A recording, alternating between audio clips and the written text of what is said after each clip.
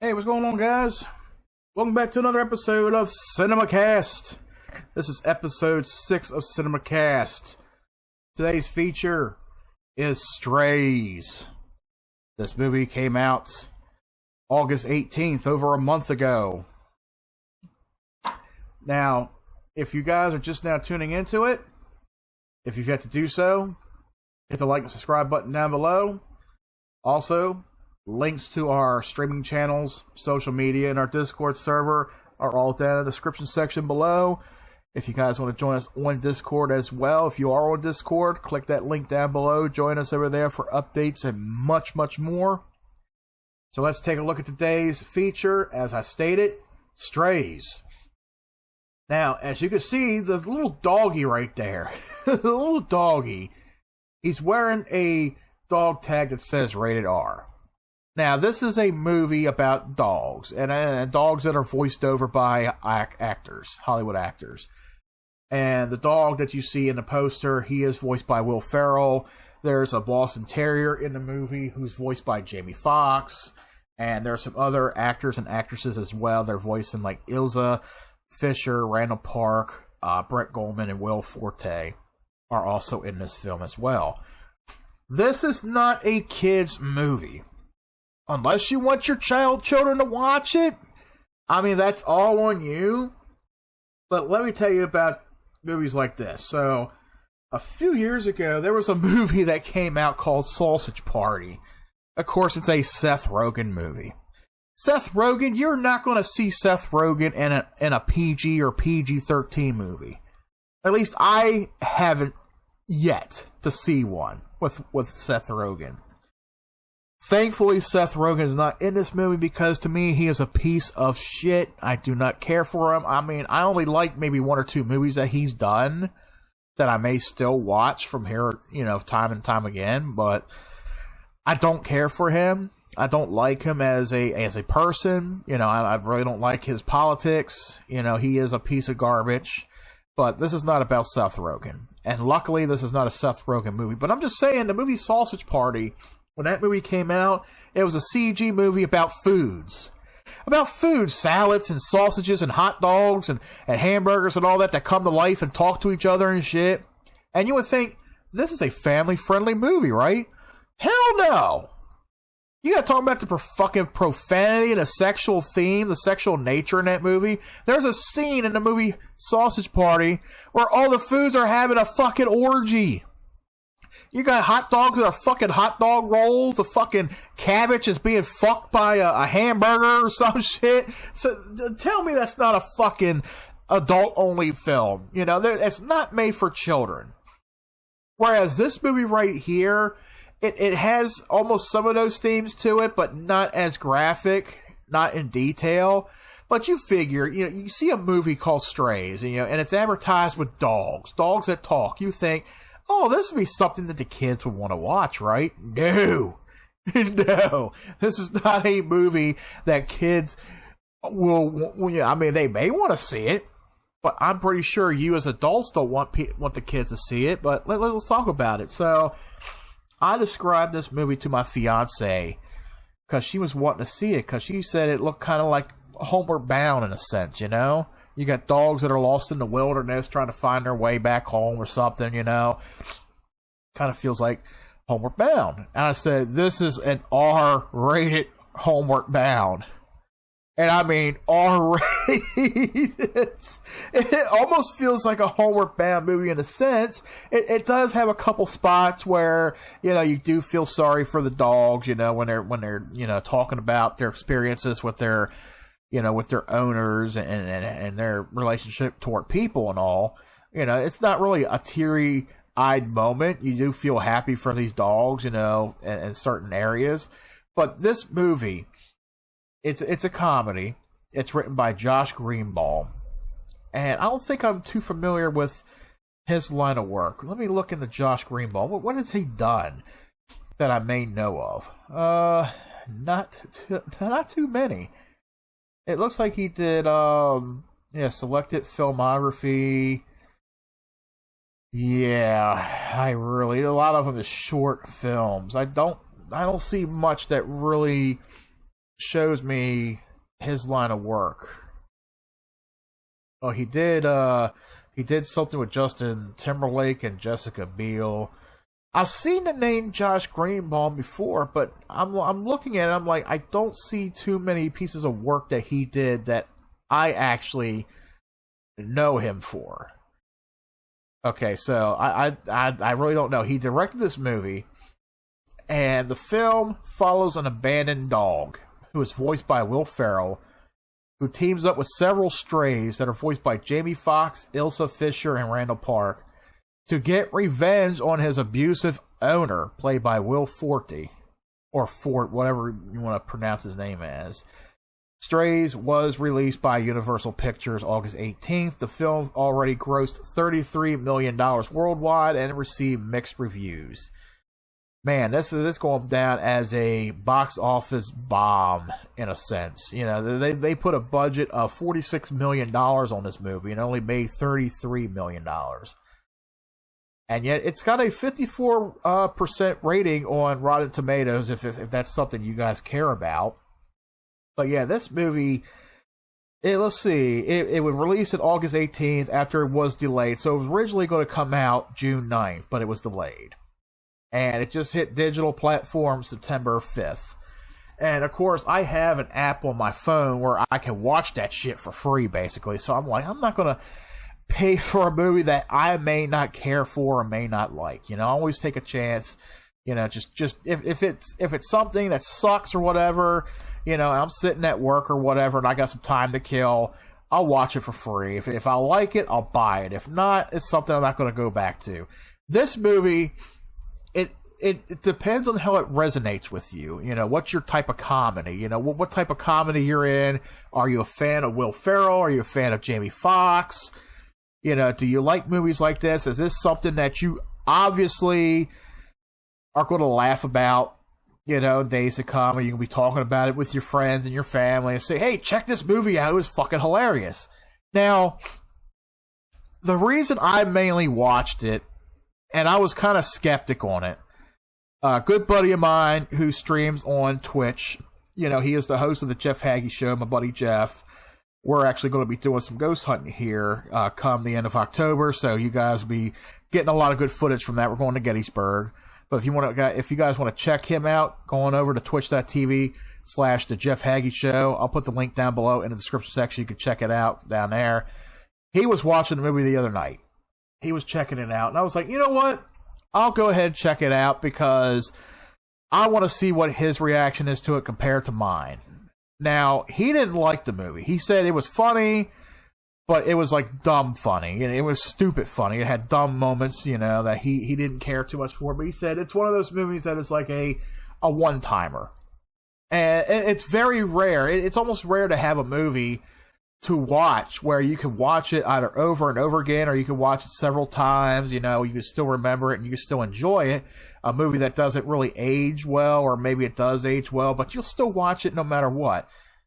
And I feel this movie is probably worth at least maybe 2 watches. You know, if you watch it by yourself for the first time, and then you get with somebody else, and you're like, hey, let's check this movie out. You'll definitely like it, you know, or whatever, or you may want to check it out again.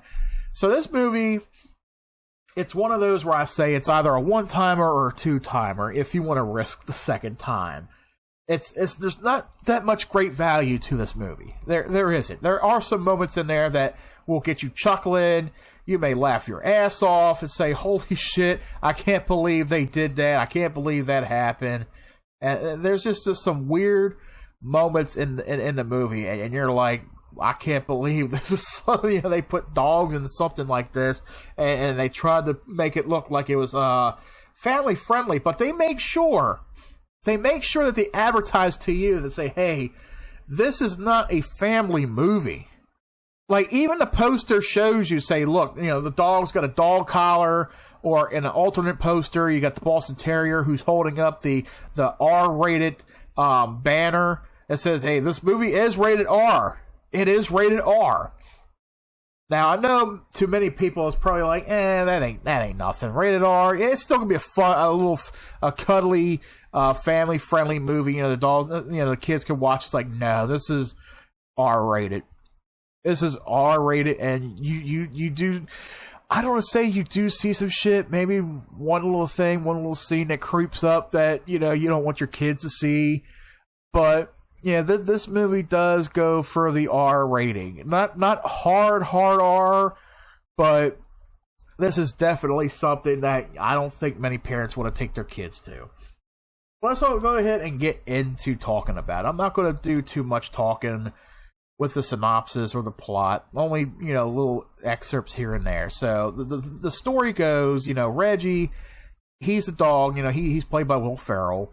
He's a gullible border terrier that lives with his deadbeat owner, Doug.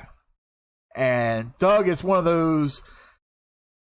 He's one of those worthless people, even though Doug only keeps him in spite of his ex-girlfriend, Reggie then, because he comes under the impression that Doug loves him and does everything he can to make him happy, much to Doug's chagrin.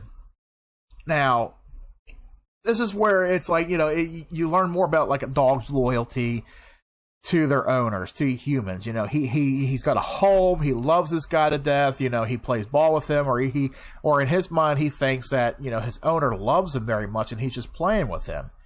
But something happens, Reggie destroys something of Doug's, and Doug makes several attempts to ditch him, where Reggie thinks it's a game. He's like, okay, I'm going to take you out, drop you at the end of town, leave you there, don't follow me back home. But Reggie thinks, oh, this is all a game. I'm up for it, let's play, But then when he loses track of him within the city hours, he comes across this Boston Terrier named Bug, who's voiced by Jamie Foxx. And he explains his story to Bug, what's going on. He's looking to get home to find his owner. But Bug is one of those who's been astray for quite some time, and he's up to helping him out a little bit, but then he's like, nah, I'm wary about humans, that kind of thing. So Bug teaches him how to be a stray dog. And then after a night with the Australian Shepherd named Maggie and a therapy Great Dane named Hunter, Reggie realizes that Doug does not love him. So, he's talking about his relationship with Doug to these other dogs that he meets. He talks about certain things, but then he starts to realize and say, he doesn't really love me. He's never called me a good dog. He's always called me a bad dog. He's always done this and that. So then it really upsets Reggie. It really upsets him. So then throughout the movie, it got to give it a plot. It's got to give it a motive. Why is Reggie returning home to his owner who doesn't want him? Who keeps, throwing him off at the end of town to get rid of him? So now you got a motive. Now that Reggie understands that his owner doesn't like him, he doesn't love him, he doesn't want him. So Reggie decides, okay, time for me to get revenge on him by biting his dick off. And he comes out and says, he's like, I'm going to go home to him and I'm going to rip his dick off with my teeth. And the other stray dogs, they're like, whoa, okay, well, yeah, we're winning for it. We'll help you do that. Sure, why not? So then they set out on their journey. They're going out and about. They're making their way home. And he only has like 3 different landmarks that he describes, that help him along the way. They talk about the cone-shaped figure in the distance, which is a mountain. I forgot what the first thing was. And the third thing was the devil in the sky. And when he points at the devil in the sky, it's a fucking billboard of a mailman.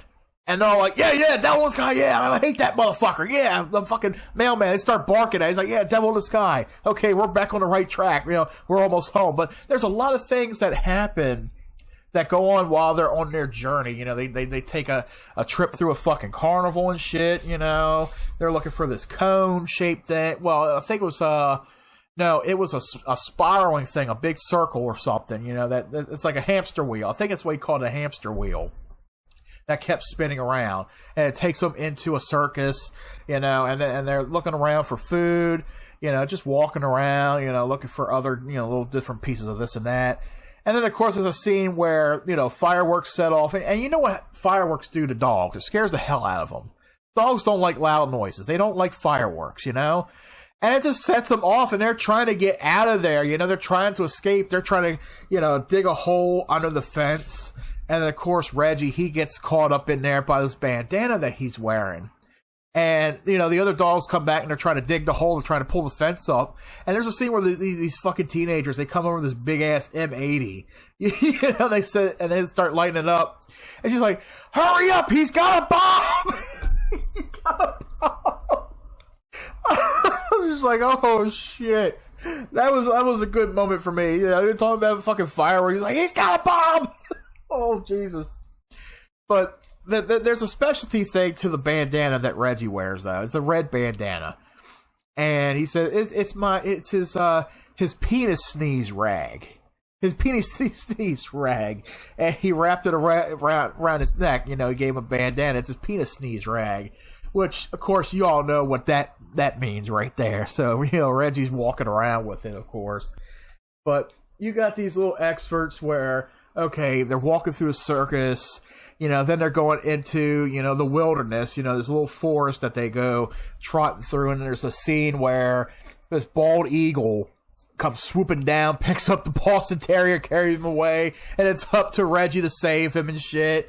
It's another hilarious scene, which takes them into an even more funnier scene where they're sitting there eating this group of mushrooms. They're hungry, they're looking for food.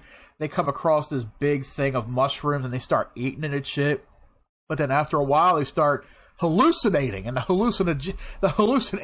hallucinations are hilarious as hell. I'm not going to spoil that part for you, but if you guys want to watch that scene, it's actually on YouTube. You can look it up or go watch the movie. It's a hilarious fucking scene. But then it leads into a few other scenes, you know, that kind of get, you know, a little rambunctious. But like I said, you know, with this movie, you know, the dogs, they finally make their way, you know, back to Doug's house after quite a few, you know, events. You know, there's even a scene where they're arguing with each other, you know, and split up with each other. That kind of thing. It happens in all comedies. It happens in a lot of these buddy movies. You know, there's always something where they buddy up with somebody, you know, and then things are going good, and then there's a little miniature fight or argument that happens, and then they split up, and then they meet up in the end again, and you know, that kind of that's the way this movie looks. You know, that's the way it plays off.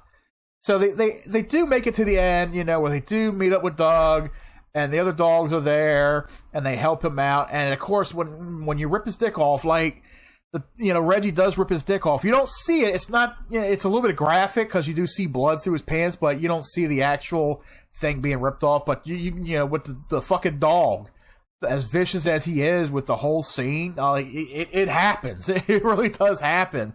And then, of course, you know, there is a happily ever after end where the dogs do end up finding a purpose for themselves. You know, a couple find a home, you know, and they still remain friends. Reggie remains a stray, but he makes it his life plan to find other stray animals and teach them how to be strays and help them out. So there's always some kind of happy ending to it, you know. That's basically what the movie is. You know, there's a lot of R-rated moments with this film, and there's quite a few good scenes in there that will definitely make you laugh and that will stick out in your mind. But other than that, I don't see this being a movie for a lot of adults, you know, because there is some charm to it as well, which I guess in a sense will make adults think that this is something that maybe kids could enjoy too, regardless of the R rating, regardless of the adult nature in this movie. There are some charming moments, but, you know, just the overall movie itself, like I said, I don't see it being more than just a one or two timer thing. You know, you go and see it and you're like, it was all right. It was funny, but it was all right. It's not my cup of tea. I enjoyed it. I thought it was decent. I'm not going to sit there and praise the hell out of it to people, you know, and be like, go check it out if you're interested. And they'd be like, well, okay, what kind of movie is this? Is it a family movie? You know, can I take the kids to see it? No. Leave the kids at home. Or if you're going to watch it at home, make sure they're in bed. This ain't Lassie, all right? This is not Lassie. This is not Old Yeller. This is not Benji. And it's definitely not Homeward Bound. Even though, Homeward Bound. That's a movie I could still watch today. I grew up with the movies Homeward Bound and Homeward Bound 2.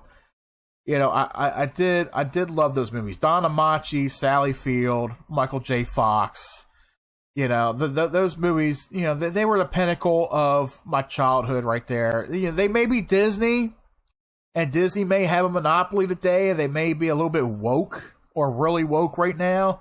But there are still some older Disney movies out there from the 80s and 90s that I do enjoy watching. I will always continue to watch. Nowadays, I'm not going to check out anything new, but, you know, movies like, you know, Homeward Bound, that still holds up to me today. I'll still watch it. I'll even watch it with the kids. You know, it's a good watch. This movie here is like if you took the movie Homeward Bound and really up the notch on it and not make it like violent, like real violent, but it's definitely, you know, like it's very vulgar. It's very adult.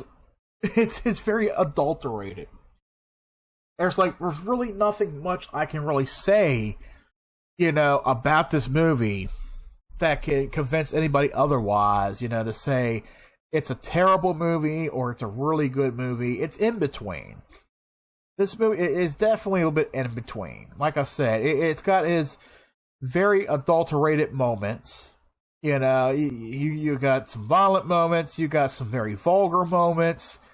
There's even a scene where you see the dog's dick grow.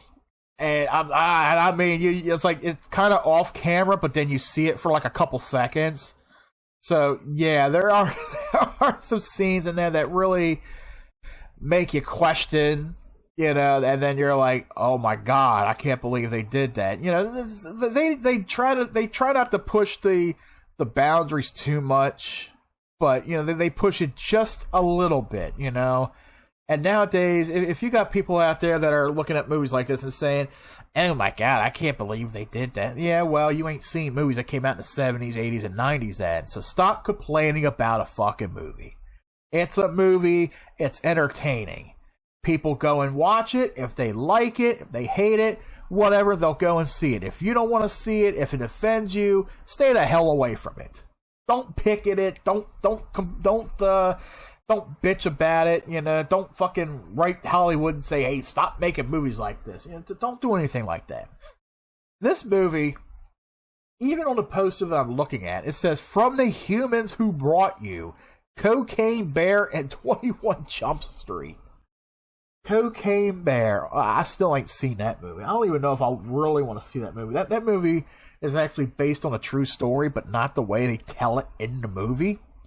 And then 21 Jump Street, I don't even really think it was a comedy when it was a TV show, but they turned it into an R-rated comedy when they had, what was his name, Channing Tatum, and I forgot who else was in that motherfucker. I didn't really see it. They had like 21 and 22 Jump Street, which is kind of fucking dumb, but it's like you're basing it off a TV show, right? So why would you give it a sequel? That kind of thing, you know? So, let's see. I don't think there's any more that I can actually put into today's review about it. There's really nothing else to really say about it. I mean, like I said, this movie, it's basically an R-rated version of Homeward Bound. And it's live action. It's not really, well, there is maybe one little segment that's kind of animated. But, you know, I'll let you, you know, catch up with that. You know, you'll definitely have to check the movie out for that. But, you know, it's a live action movie, you know, voiced by, you know, some famous actors.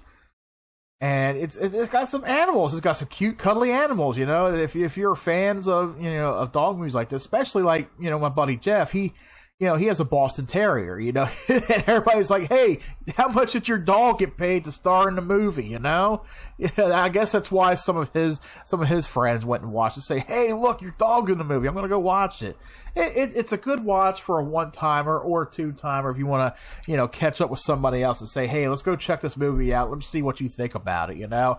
So, what do you guys think? Have you seen the movie Strays yet?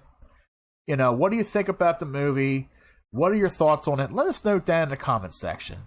And now I'm going to give my grade, my rating for this movie. Now, like I said, this was a decent watch.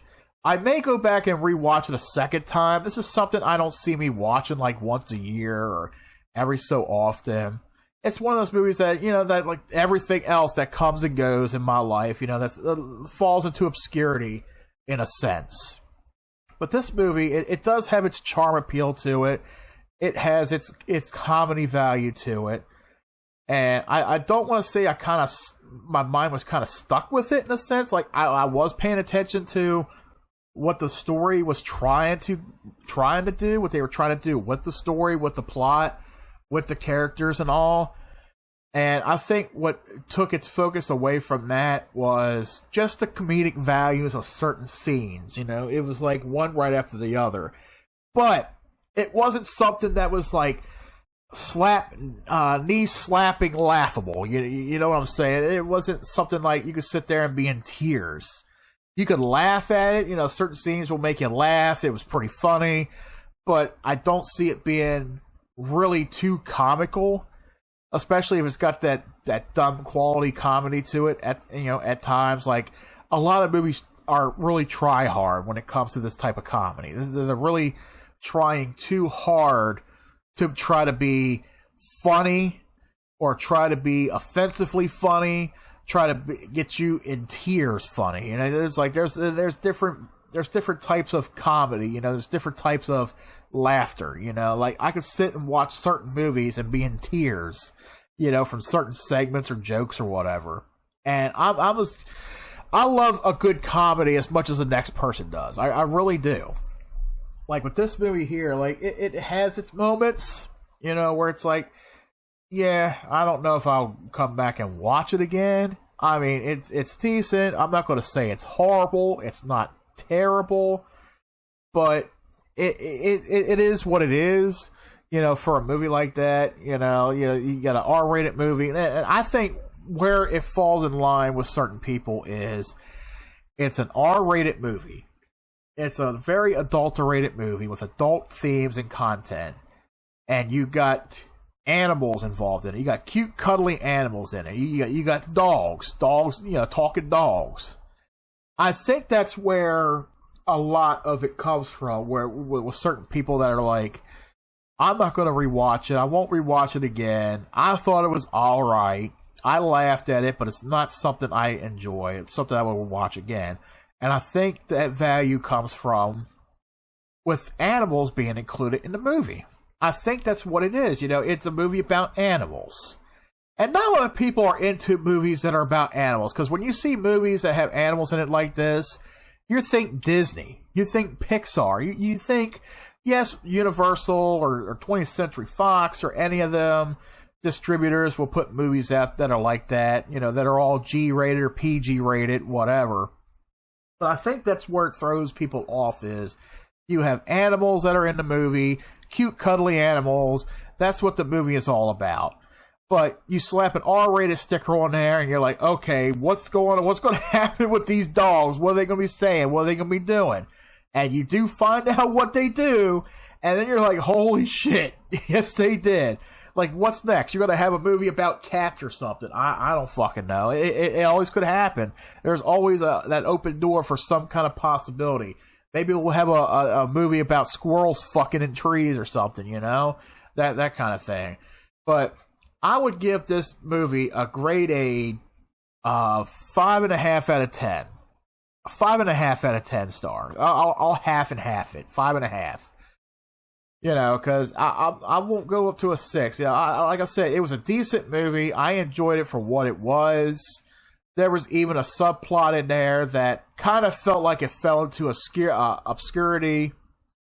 And it's like, you know, it had the subplot, but then it picked up again.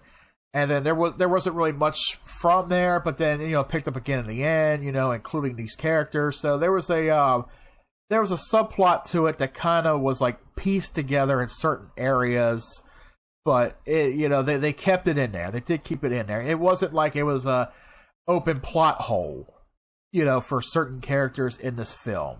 So, you know, there's, like I said, there's a subplot in there that, you know, it gets picked up, and then it gets picked up again, and then it gets picked up again, and it's kind of like a closure for that subplot.